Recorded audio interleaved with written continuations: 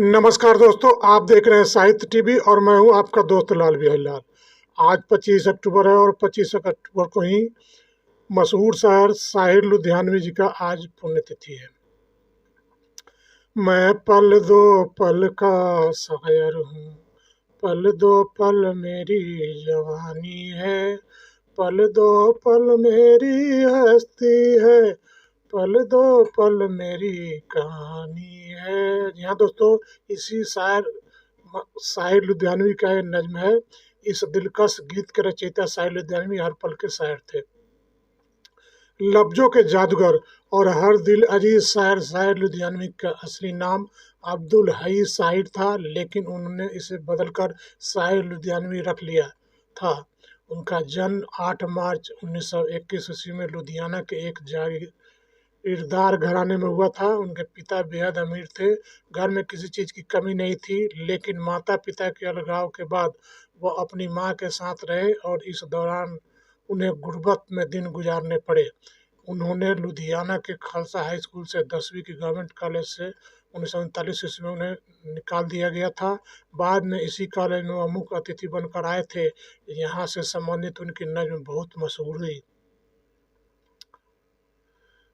इस सरजमी पे आज हम एक बार ही सही, दुनिया हमारे नाम से बेजार ही सही, लेकिन हम इन फिजाओं के पाले हुए तो हैं, अगर यहाँ नहीं तो यहाँ से निकाले हुए तो हैं।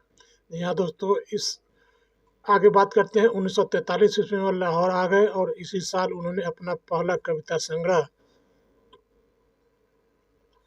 तलखियाँ शाया कराया, जो बेहद लोकप्रिय हुआ और उनकी ख्याति दूर दूर तक फैल गई।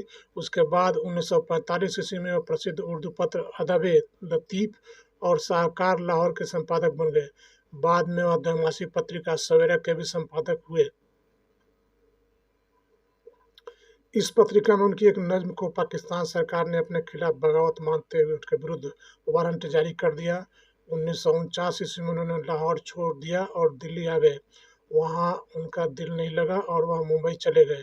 वहाँ वह उर्दू पत्रिका सहराह और प्रीत लड़ी के संपादक बने। इसी साल उन्होंने फिल्म आज़ादी की राह के लिए गीत लिखे। संगीतकार सचिन देव बर्मन की फिल्म नौजवान के गीत ठंडी हवाएं लहरा के आए ने उन्हें प्रसिद्धि दिलाई। इसके बाद उन्होंने मुड़कर नहीं देखा। उन्होंने सचिन देव बर्मन के अलावा एन दत्ता, शंकर जयकिशन और खयाम जैसे संगीतकारों के साथ काम किया। शाहिर एक रूमानी शायर थे। उन्होंने ज़िंदगी में कई बार मोहब्बत की, लेकिन उनके इश्क कभी परवान नहीं चढ़ पाया। वह अविवाहित रहे। कहा जाता है कि एक गायिका ने फिल्म में काम पाने के लिए शाहिर से नज़दीकियाँ बढ़ाई और बाद में उनसे किनारा कर लिया।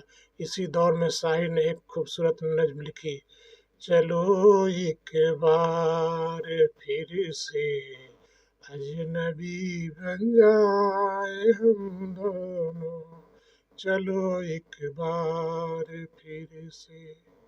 न मैं तुमको कोई उम्मीद रखूं दिल नवाजी की, न तुम मेरी तरफ देखो गलत अंदाज नजरों से, न मेरे दिल की धड़कन लड़खड़ाए मेरी बातों से, न जाहिर हो तुम्हारी कसम कस का राज नजारों से, चलो एक बार फिर से अजनबी हम जाए हम दोनों।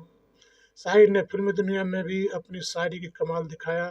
उनके गीतों और नज़्मों का जादू सिर चढ़कर बोलता था। उनका नाम जिस फिल्म से जुड़ जाता था उसमें वह सरपरी होते थे। वह किसी के सामने झुकते नहीं थे, चाहे वह लता मंगेशकर हो या फिर सचिन देव बर्मन। वह संगीतकार से ज़्यादा मेहनताना लेते थे और ताहम उन्होंने इसी सर पर फिल्मों में गीत लिखे। हर दिल अजीज इस शायर ने कभी घुटने नहीं टेके, न शायरी में और न सिनेमा में। उनकी आन बान शान किसी फिल्मी सितारे से कम न थी। उन्हें भी फिल्मी सितारों की तरह चमचमाती महंगी गाड़ियों का शौक था। अपनी फितरत की वजह से वह आलोचनाओं का भी शिकार रहे। वह अपने गीत को समूची फिल्म कीर्ति में भारी समझते थे और इस बात को वह डंके की चोट पर कहते भी थे। यश चोपड़ा की फिल्म कभी कभी के गीतों को याद कीजिए। फिल्म की शुरुआत में इस शायर के दो गीत रखे गए जो बेहद लोकप्रिय हुए।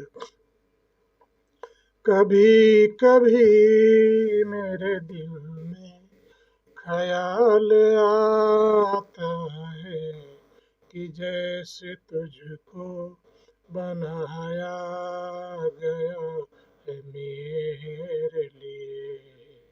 तू अब से पहले सितारों में बस रही थी कहीं, तुझे जमी पे बुलाया गया है मेरे लिए।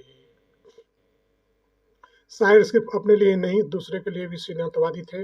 वह लाहौर में शाहिर साकी नामक एक मासिक उर्दू पत्रिका निकालते थे। पत्रिका घाटे में चल रही थी। शाहिर की हमेशा कोशिश रहती थी कि वह हम कम ही क्यों न हो लेकिन लेखक को उसका मेहनताना जरूर मिल जाए। एक बार वह गजलकार शम्मा लाहौरी के वक्त पर पैसे नहीं भेज सके। शम्मा लाहौरी को पैसे की सख्त जरूरत थी। वह ठंड में कांपती हुई शायर के घर पहुंच गए। शायर ने उन्हें चाय बनाकर पिलाई। उसके बाद उन्हें खूंटी पर टंगा अपना महंगा कोट उतारा और उन्हें सबते हुए कहा, मेरे भाई बुरा न मानना, लेकिन इस बार नकद के बदले जींस में मेहनताना कबूल कर लो। ऐसे थे शायर। 25 अक्टूबर 1980 को दिल का दौरा पड़ने से उनका निधन हो गया, लेकिन अपनी शायरी की बदौलत वह गीतों में आज भी जिंदा है। उनकी महान रचनाओं ने उन्हें अमर कर दिया। रहती दुनिया तक कुछ लोगों गीत गुनगुनाते रहेंगे। मैं फिरदौस खान की रिपोर्ट के साथ दिल्ली से साहित्य टीवी के लिए लाल बिहारी लाल।